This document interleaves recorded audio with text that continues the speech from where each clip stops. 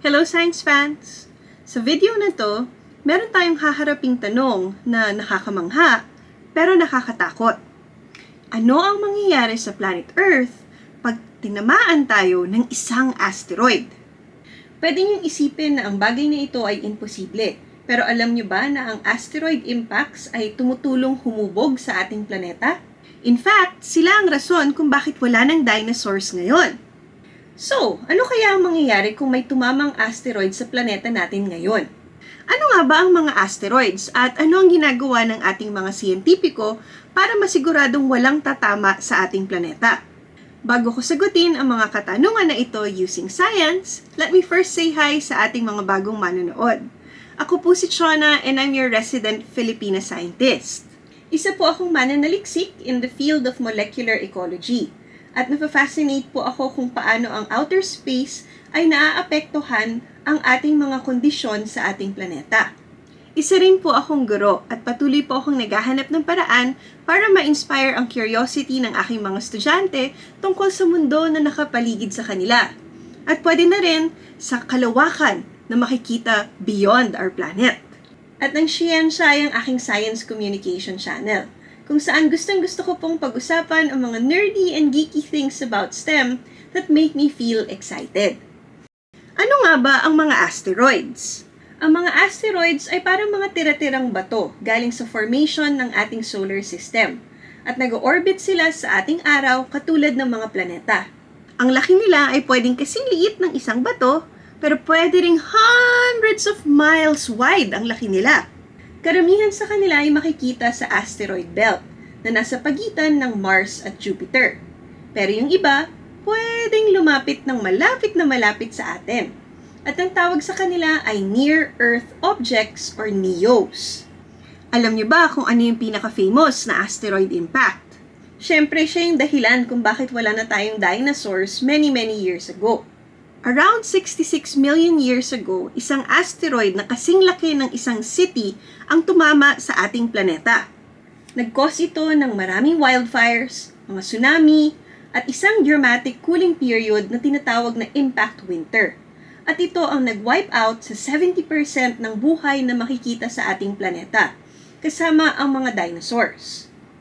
Pero paano ito nangyayari? Ganun ba ka-powerful ang mga asteroid? Paano nga ba pwedeng maapektuhan ng asteroid impact ang ating planeta? Katulad ng sabi ko kanina, ang mga asteroids come in all shapes and sizes. So ang kanilang impact ay pwedeng mag-range from small to sobrang catastrophic.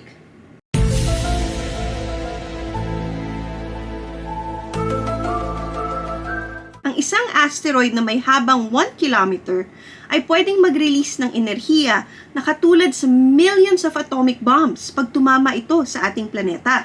At sigurado naman ako na ito ay isang global event na hindi natin gustong maranasan. Kaya kapag may tumamang asteroid sa ating planeta ngayon, ang effect nito ay napaka-devastating. Imagine, napakainit na hangin na kasing bilis ng isang jet plane. Lahat yan ay ifa-flatten ang lahat ng bagay na nasa harapan nito. Makakagawa ito ng crater na may lapad na 100 kilometers at least.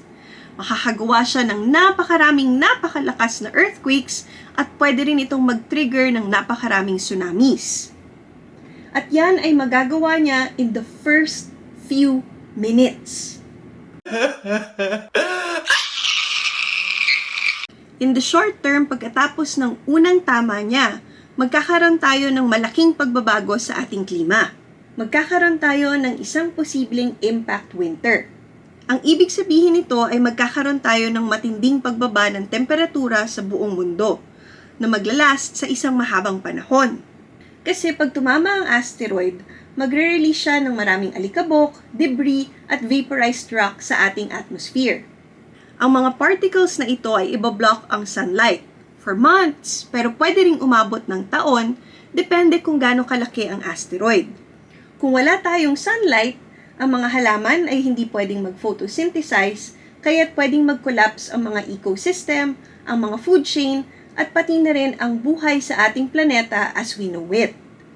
In the past, ang mga asteroid impact ay nagkukos ng mass extinctions. Yung asteroid na nag-wipe out sa mga dinosaurs ay pwede ring nakapatay ng marami pang species dahil yung dust at yung smoke ay nag-block out ng sunlight kaya na-disrupt ang food chain. Wait. What the hell? Unang mamamatay ang mga halaman. Susunod ay yung mga herbivores o yung mga hayop na kumakain lamang ng halaman. Siyempre, pag naubos o kumonti na lang ang herbivores, susunod naman ang mga carnivores o ang mga hayop na kumakain ng karne. Pagdating naman sa long-term effects, tignan natin ang physical changes na nangyari na sa planet Earth. Yung mga craters na galing sa asteroid impacts ay hindi lang basta-basta nawawala. Nandyan sila for millions of years, para bang peklat ng ating planeta. Isang sikat na example ay ang Vredefort crater na makikita natin sa South Africa. Nabuo ito 2 billion years ago pero nandyan pa rin siya. Ang mga impact ay pwede ring mag-trigger ng volcanic activity dahil sa mga shockwaves na nangyayari sa ating crust. Nangyayari ito dahil ang seismic waves na galing sa impact ay nagdi-disturb ng magma chambers na makikita deep below the surface. At ito ang nagkukos ng volcanic eruptions. Ang isang example ng theory na ito ay tungkol sa Deccan Traps, isang volcanic province na makikita sa India. Sila ay pwedeng na-aggravate ng seismic activity galing sa Chicxulub impact na nag-contribute sa environmental shifts that led to the mass extinction of the dinosaurs. Ang mga asteroid impact din ay pwedeng mag-generate ng matinding init. In fact, kahit bato pwede nilang matunaw. Kaya, pwede silang gumawa ng mga bagong minerals katulad ng glassy tektites at impact spherules. Aside from that, meron ding craters katulad ng Meteor Crater sa Arizona na nagsisilbi bilang isang pangmatagalang reminder ng napakatinding geological changes na pwedeng magawa ng isang asteroid. Nababago nila ang landscapes at naapektuhan nila ang ecosystems natin for millions of years. Pero syempre, pagdating sa buhay ng tao, pag may tumamang asteroid, napakatindi ang magiging epekto nito sa ating infrastructure. Kahit ang natamaan pa niya ay ang dagat o isang remote area, ang mga tsunami at climate effect ay makakarating sa ating mga bayan at madidisrupt nito ang ating agrikultura at supply chains. At ang pangmatagalang cooling ay pwedeng magdulot ng global food shortages. So magugutom tayo at pwede tayong mamatay. So, meron na bang ginagawa ang mga siyentipiko para maiwasan ito? Buti nilang ang mga scientists natin ay hindi pa upo-upo lang at hinihintay na bumagsak ang kalangitan sa atin. Ang NASA ay merong tinatawag na Planetary Defense Team. Tinatrack nila ang mga NEO at nag-iisip sila ng paraan kung paano sila madedeflect. Ang isang method na tinetest nila ay tinatawag na kinetic impactor. Basically, magsaslam tayo ng isang bagay into the asteroid para ma-knock it off course. Ang isa pa nating option ay yung tinatawag na gravity tractor, kung saan gagamit tayo ng isang spaceship para hilahin yung asteroid at hindi na siya tumama sa ating planeta. Isa pang promising technology na ginagawa pa lamang ay yung tinatawag na laser ablation technique. Ang method na ito ay gumagamit ng mga napakalakas na laser na itututok natin sa asteroid para matunaw o mapulverize ito.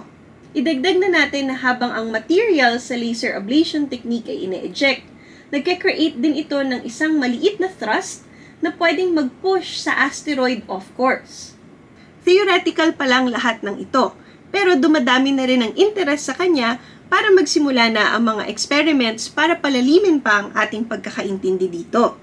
Ang method na ito ay magre-require ng napakatinding enerhiya at space-based laser systems. Pero ito ay kinoconsider na isa sa mga ligtas at reliable na paraan para baguhin ang path ng asteroid. Pero alam nyo ba na ang pag-iwas sa pagtama ng asteroid sa ating planeta ay hindi lang tungkol sa teknolohiya? Pero alam nyo, ang technology ay hindi enough. Kasi kung gusto nating pigilan ang pagtama ng asteroid sa ating planeta, kailangan din natin ng global cooperation. Yes, sir! Kaluwas kanan! Kaluwas right! Yes, sir! Yes, sir! Ang iba't ibang bansa sa ating mundo ay kailangang magtulungan para makadevelop ng early detection at response strategies. In fact, ang European Space Agency ay nagpo-promote ng planetary defense gamit ang kanilang HERA mission. Ang mission na ito ay para aralin ang aftermath ng NASA's DART or Double Asteroid Redirection Test mission. Paano nila ito balak gawin? Ang mangyayari ay, after DART impacts an asteroid, ang HERA naman ay mag-follow up para i-gather yung data kung nag-work ba yung deflection technique. This way, yung European Space Agency ang magbibigay sa atin ng data kung kailangan bang i-reassess yung mga methods. Meron ding tinatawag na International Asteroid Warning Network or IAWN na in-establish ng United Nations. Ito ay isang global coordination effort that brings together observatories, space agencies at scientists sa buong mundo para mag-monitor at mag-communicate ng risks. Sinisigurado nito na ang asteroid detection at tracking ay isang shared responsibility. At dahil dito, ang mga bansa na kayang tumulong ay prepared para magtulungan on early warning systems at preparedness in case na may tumamang asteroid sa ating planeta. But what do you think? Posible kaya talagang mapigilan pag may asteroid na malapit ng tumama sa ating planeta? Ano pang mga astronomical topics ang interesting para sa inyo? Let us know your thoughts in the comment section below.